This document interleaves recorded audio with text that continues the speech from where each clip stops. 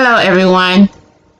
Today's story from the book of life is Promises, Promises, Promises. In Proverbs chapter 23, verse 7 of the Bible, it declares, "For as he thinketh in his heart, so is he."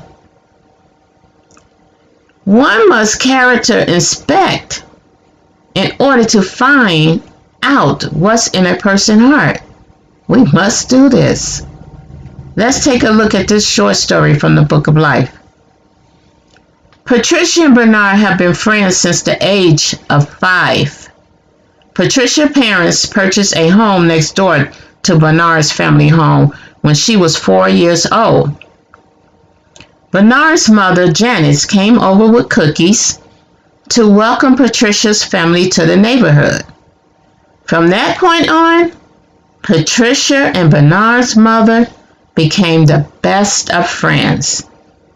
Both women were in their early 30s when they met and was not able to have any more children. Because they had a lot in common, they were able to support each other with their emotional roller coaster up and down mood swings. They understood each other. They had so many things in life that was similar that they were going through, and they were each other's best support group. Because the kids in their neighborhood started at age 12 and up, Patricia and Bernard's parents sheltered them from playing with the kids that was within close proximity of their home, which is understandable. They babies was young. You got at the age 5, between the age of 5 and 12, that's a lot of years. And I don't want their kids hanging out with the older kids in the neighborhood. So they pretty much sheltered them and allowed them to only play with each other. Both would play with kids their age at school. However, their classmate lived too far to play with them after school. As they grew older, because of their closeness, people began to call them the Dexter twins. This is because they both lived on Dexter Drive. At the age of 16, Bernard's parents bought him a Range Rover car and gave him a black credit card to cover his expenditures. Patricia's parents, they were more conservative in their spending and how they raised their daughter. But Bernard, being the close friend he was, as they, were in high school, Bernard would drive him and Patricia to and from school.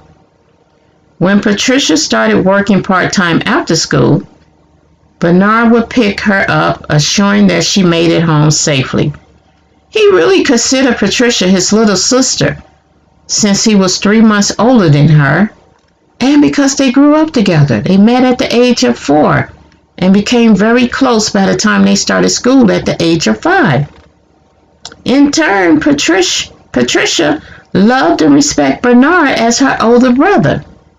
She had his back no matter what.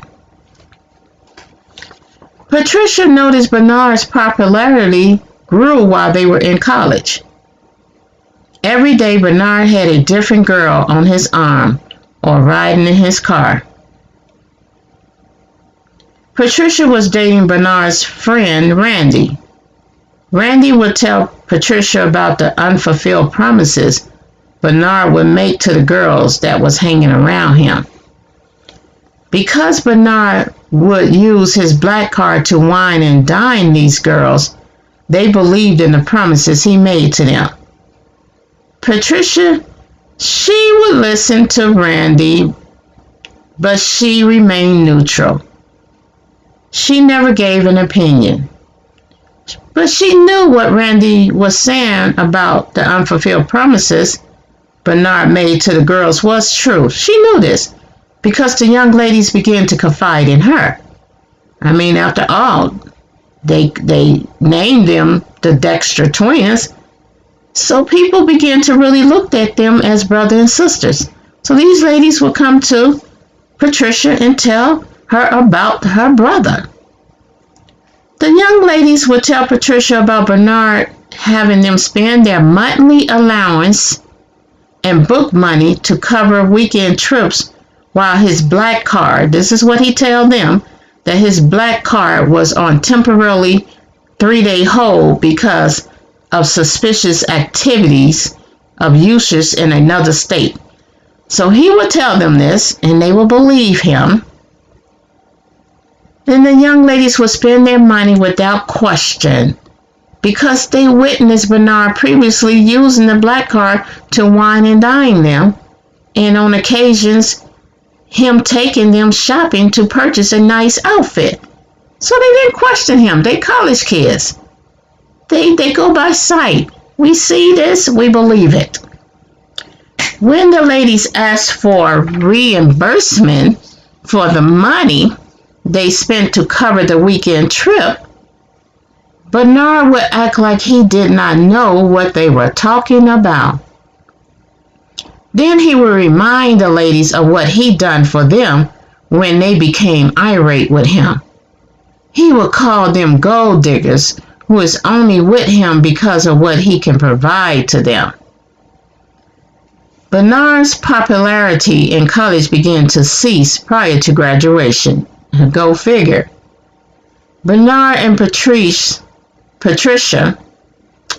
they had this one female friend in college who was not a victim of Bernard's promises he made during his college days. Her name is Gladys. Gladys always had a crush on Bernard but did not express it to him because of all the young ladies he entertained. After graduating from college, Patricia and Randy took their relationship to the next level. Randy gave Patricia a promise ring as they both agreed to exclusively date each other as they build their relationship with the hopes of becoming husband and wife. That's a smart move. I think that was wise on Randy's part because they fresh out of college and they still getting to know each other. Take your time. No need to rush. Patricia was concerned about Bernard. She decided to take him to dinner to have a heart-to-heart conversation with him. She could see that he was feeling a little melancholy about the next chapter of his life after the young ladies dissipated from his life. At dinner, Patricia asked Bernard why he never asked Gladys out on a date. Is she not your type? Asked Patricia. Bernard's replied, I find Gladys very attractive. And yes, she is my type. I never asked her out on a date because I put Gladys in a higher stature as the girls I was dating in college. Patricia, being a female, didn't understand that, but she did not want to show that she was offended. So she asked her brother, what do you mean by higher stature? What do you mean? Well, states Bernard, I see Gladys as marriage material, not a party girl. She would be someone I would date when I am ready to settle down. Bernard, I'm not sure where you are at this stage of your life, and I don't want to rush or influence you to make a rash decision. However, please be aware that young ladies like Gladys are rare, and they do not sit on the market, if you know what I mean, for long. Gladys has a crush on you. She never showed her interest in you because you were always entertaining multiple women at one time. I just thought you should know. Gladys is a good woman, and trust and believe there are men waiting to take her off the market because she is marriage material. So what I'm saying to you is if you like her, give it a chance. Don't just wait until you feel you're old enough to get married. Because, think about it. Think about what I'm saying. Thanks, Patricia, for the wake-up call. I will give our conversation some thought. 3 months after graduating from college, Bernard finds a job at a local TV station working in production. After he moves out of his parents' home into a one-bedroom at their request, he's a grown man. He has to move out the home. So he moves into a one-bedroom. Then his parents pays off his black card and close the account. That has to be a blow. Because he was living it up in college and in high school with that black card in his car, his Range Rover. Not having the multiple ladies in his life any longer, Bernard decided to give Gladys a call. They talked on the phone for nearly an hour, catching each other up on their current status in life.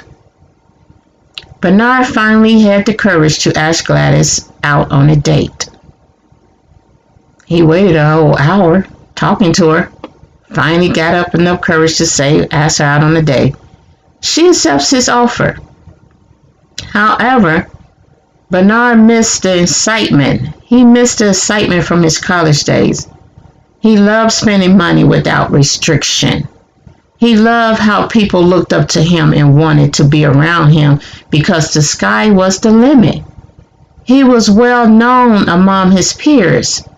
The men envied him and all the women wanted to be with him. Now his life has taken a drastic change. Bernard wants that feeling of excitement and that feeling of that rush again. He wants that. It made him feel happy and validated. Bernard had applied for a black card, so that was his answer to it. My parents took away my black card, had me move out the house. Why can't I do that for myself? So he went out and applied for a black card. And he received it. Bernard shows up at Gladys' apartment. He shows up at 1 p.m. on the day of their date. Gladys was surprised to see him. "What are you doing here so early?" Gladys asked. Well, Bernard says, "I thought we would go and, do a little shopping." And she was like, "Well, what do you mean, go shopping? I wasn't expecting you until 6 p.m. I'm not prepared for going to do shopping.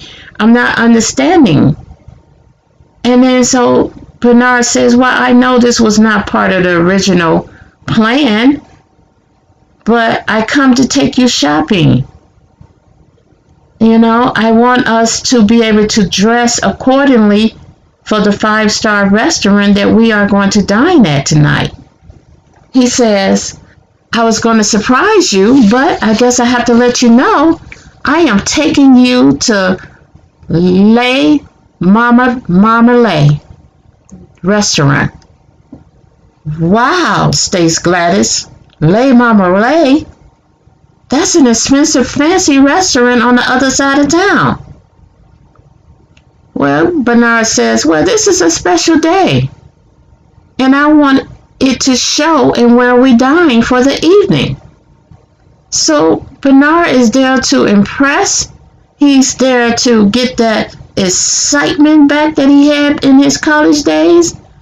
And he's there to be the old Bernard he used to be.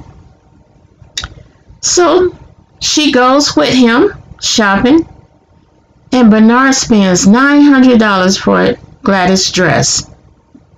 He spends $200 for a 1-ounce bottle of perfume and $1,000 for her shoes. His outfit costs a total of $2,500.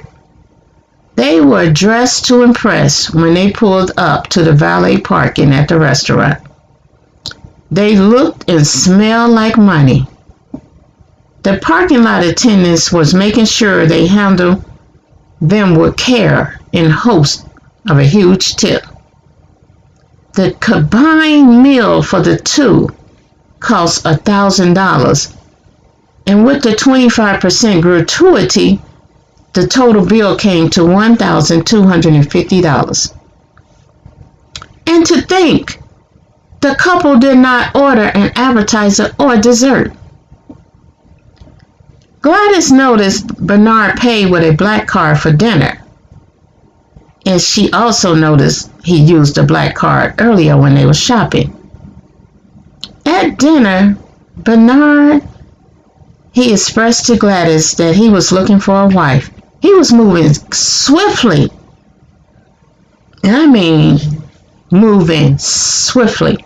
He expressed that he was looking for a wife and that he looked at her as being someone that he would want to marry and settle down with and to start a family with and to buy a home with in a city that, in a very nice, expensive area of their town.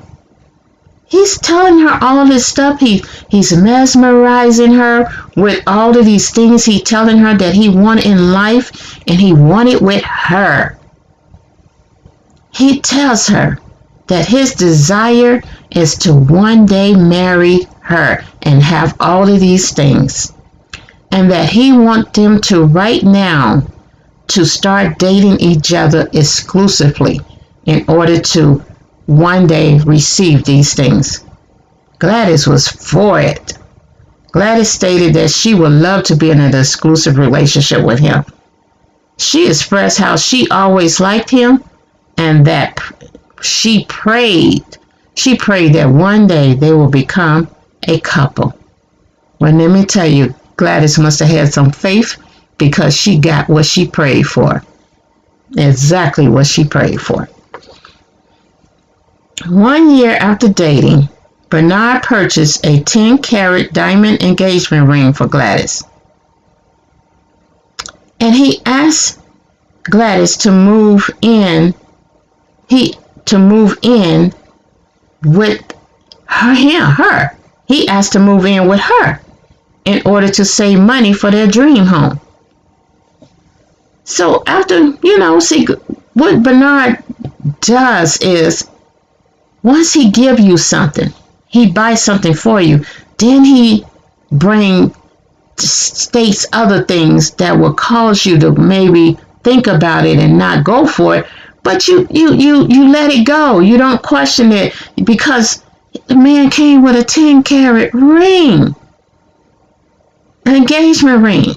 So when he asked to move in with her so they can save money for the dream house, hey, Gladys, she went for it. But little did Gladys know, Bernard was racking up debt. He was working a second part-time job, and he had borrowed a substantial amount of money from his parents in order to pay for that ring. And then he moves in with her, and he doesn't give her 50% for the bills. You want to know why? Because she was already paying it solely by herself. So now Bernard is there, and he's still speaking that magic into her ears. And he tells her about his friend who works in real estate. He is a real estate broker. So Bernard, talks Gladys into purchasing their dream home 2 months before their wedding. He wants them to have that home. So 2 months before the wedding, Gladys is actually signing paperwork. And this is how it goes. He tells Gladys that he wants to take her across the threshold of their forever home after the wedding. So Bernard had talked to his real estate broker friend, and he has this friend takes them around to look at $1 million homes. Now, Bernard had already went around with his friend and pretty much picked out the home he wanted, but he wanted his friend to take him and Gladys back around to these same houses. And so he pretty much persuaded Gladys to choose the same house he previously chosen. So they both agreed on this 5-bedroom, 4.5-bath home that cost $2 million. Now what he does is he tells the real estate broker that he would, make sure that when they receive this offer to contact him directly because he has some things to talk to him about. So the real estate broker tells them, that he will contact them once he receives the acceptance letter back for their offer. So he did as Bernard requested. He contacted him directly 3 days later, letting him know that the offer was accepted. But now, prior to all of this happening, Bernard had added Gladys to his credit union account. He did this prior to them going looking for a house. Because what he tells Gladys is that he wants them both to pre-qualify for the home using the same creditor, and since they are engaged, he might as well add her to his credit union account. Now, let me show you how clever Bernard is. So prior to adding her to the credit union account, he goes out and he applied for a loan in the amount of $300,000, and he had that loan put into his credit union account.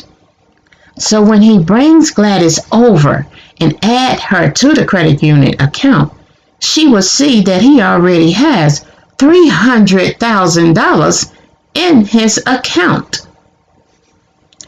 And then he has her get pre-qualified for the amount of the house that they wants to purchase. And she's thinking that he has also been pre-qualified for the house. So Bernard now tells his broker that to not embarrass Gladys, because she was already feeling embarrassed of the fact that she would be the one purchasing the home without his name being on it until after he pay off some debt. She was embarrassed of the fact that his name couldn't be added right now because he needed to pay off some debt. And then once he pays off that debt, that they will refinance the home loan in order to add his name.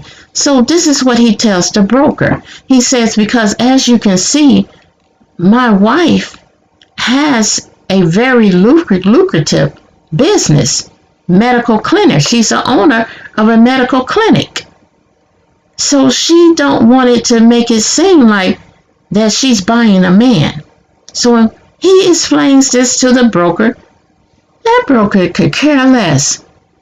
He says, whatever you guys desire, I trust me, I will not make her feel embarrassed. So Bernard goes on to explain to the broker, when she comes in to sign the loan documents, please allow her to come into your office with the notary. And please do not have the notary give her the copies of the signed documents, because just let her know that we're going to make sure the documents is sent by carrier or given directly to the husband, to Bernard. So the broker was a little confused with that one, but he says, okay, well, what we can do is if you choose to have the documents sent directly to your home by a carrier later, that's fine. We can do that. It's nothing illegal about that. Whatever your preference is, we would do that. So once Bernard got that settled with the broker, he goes back to Gladys, his wife, and makes her think that he's going to go in 2 days or a day later after she signed and sign the documents. So he is scheming for sure. Bernard tells Gladys this, and she just go for it. She just mesmerized and is excited about everything that's taking place. So much is happening at one time. The wedding, the purchasing of a home, all of this is going on. So Bernard is good with keeping her mind not thinking this stuff doesn't make sense. He's good at diverting her thoughts away from that. So he tells her, I'm going to put the down payment down for the house. I'm going to put down the down payment to $200,000 down payment. And she was happy. And then he tells her, so why don't you just pay for the wedding while I put the down payment down? She was happy about that because she see that he had $300,000 in his credit union account, and she was more than happy to pay for the wedding. And so she figured he had to have another account because she didn't see any bills being paid out of the credit union account. So she knew that he had to have other money in another bank account. She didn't have all the details, but she just went along with whatever her husband said. Now, Bernard and Gladys agreed for her to pay for the wedding, and she was happy to do so. And Gladys also agreed that she tells him she will purchase them some new furniture because we have to do it quickly. This is moving so fast. I'm going to purchase new furniture for our master bedroom and for the kitchen. Because as long as we got the master bedroom and the kitchen furnished, then we can furnish the rest of it after we move in. We just got to get it going because Bernard is still expressing how he wants to take his new bride over the threshold of their new home immediately after their wedding. And so she is in agreement with whatever he wants. So after the wedding, Bernard got a chance to do exactly what he wanted. Carry his bride over the threshold into their new home. And Bernard was promoted on his job, which helped a little bit in him paying the debt. Now here it is, 1 week after the wedding, they are in their new home, and Gladys noticed it in the mail was their first mortgage statement. And only her name was on the statement. And she was like, what happened? What's going on? Why is it only my name on this statement? So Gladys confronts Bernard. So he claims that the credit union mortgage agent submitted the signed documents without his signature, and when he went in to sign, the documents had been submitted and he didn't know how to tell her. So she was the one who was the only one approved for the loan. But he tells her, babe, we would refinance after 6 months or a year to add my name to the loan and to the home. So he tells her it doesn't change anything. We are a married couple. I would add my name. Let's just do this for about a year. We'll refinance the loan and we'll add my name. So Gladys figured, okay, she goes along with it. It didn't make sense because she could have sworn he went in and signed the papers. And why didn't he tell her that they had already submitted the documents without his signature? It didn't make sense, but she went away. She went for it because once again, Bernard diverted her attention away from the mortgage and the story he was telling that didn't make sense by telling her that she can use $20,000 of the $100,000 he had left in the credit union to purchase furniture for the house.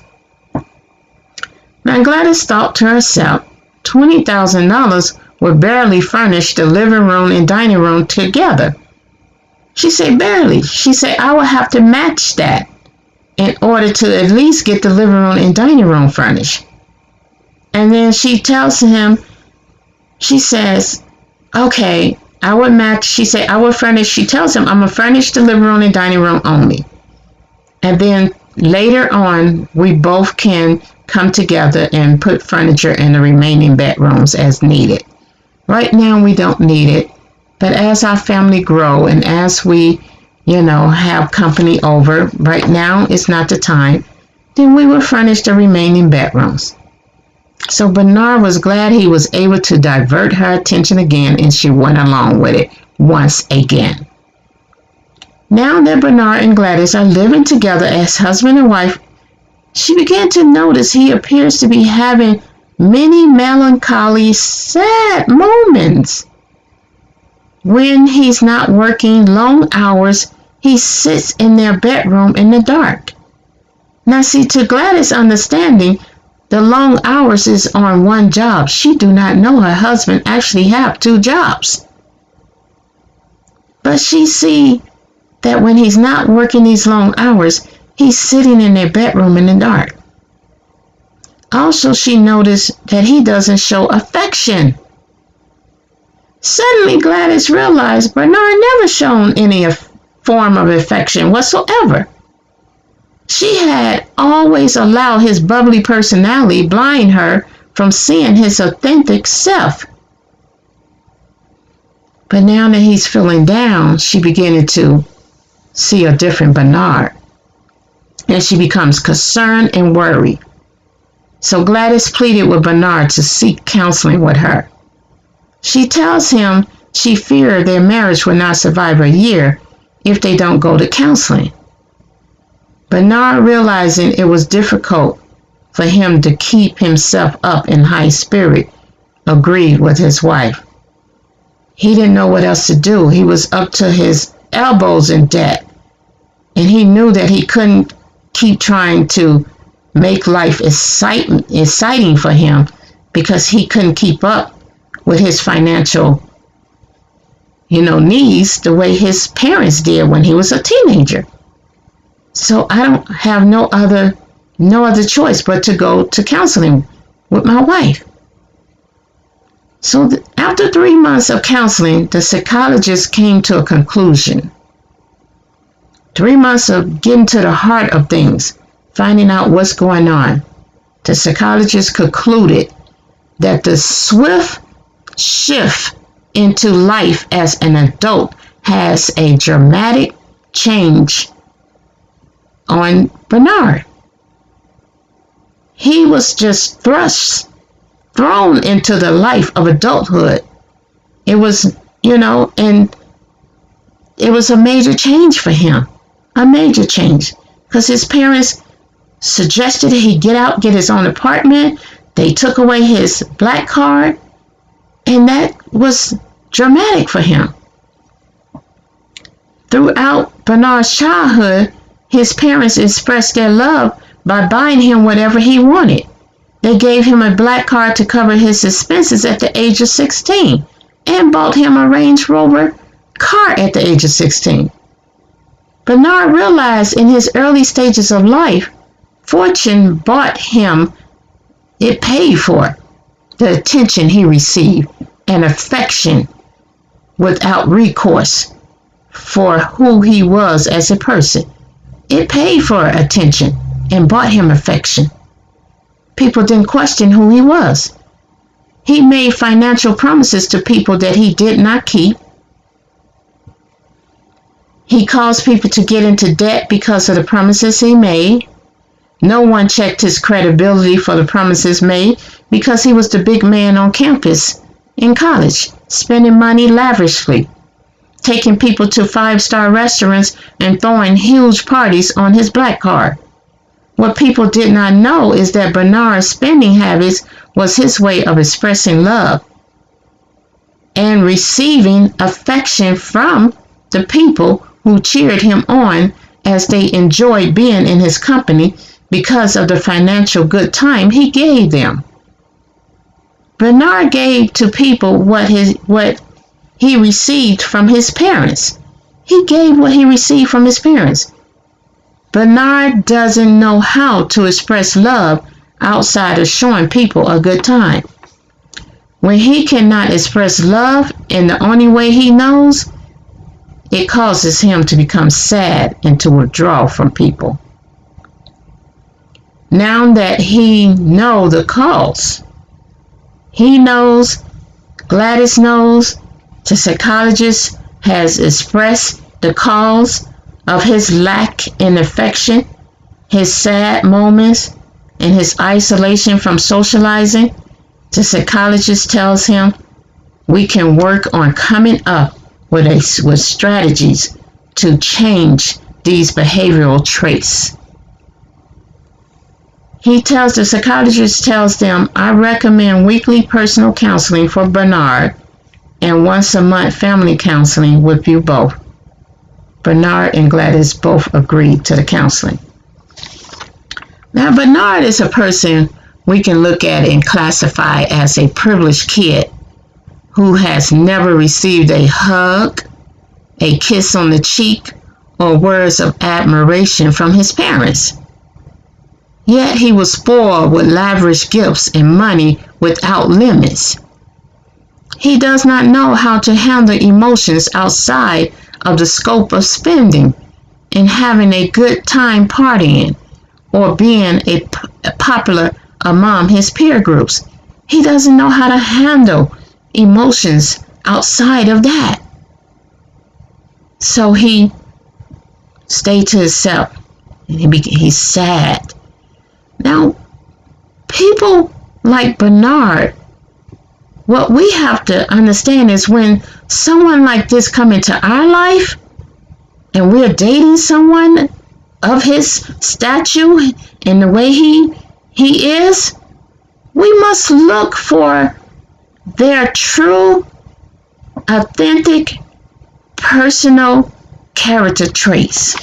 We have to look for that because the thing about Bernard, he allowed his money and the things that he did for people to show him as someone he was not really, because he was not his true authentic self.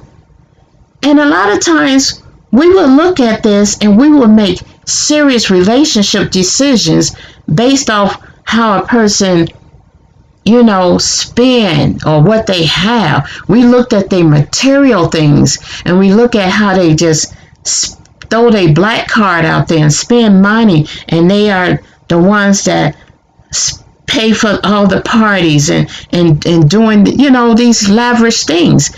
And we look at that to persuade us as to the type of person they are inside. And we see that, and we based on that, make serious decisions, like in marrying them or lending them money without questions or without getting it in writing that they're going to pay back. We let them persuade our way of thinking. And then when the smoke has calmed down and things begin to change, now we want to look at their true authentic self. And we want to now look and say, oh my God, who is this person I married? Who is this person? Because now we can clearly see that this person have some emotional or mental dysfunctions that we are now made aware of that we didn't see before. And these dysfunctions can become fearful things to us to now want to be around this person because they're not their bubbly self anymore, because they no longer have this money. They can no longer spend like they used to spend. So we as people, when we are going to make a serious decision that's going to affect our long-term life in marrying someone and being with someone, we have to learn how to character inspect, to fruit inspect their character and see their authentic self outside of the material things they present to us. Let's see how they act when they don't have no money. Let's see, do they have my back when they don't have any money, when I'm not gigging, kikiing with them because they spending their money on me. Let's see who they are. So let's fruit inspect people when we bringing somebody into our life to be with us for a long term. Let's fruit inspect their character. This is something we have to do. Click the thumbs up and subscribe button. Be blessed. Be safe. Peace, people. And remember to click that thumbs up button.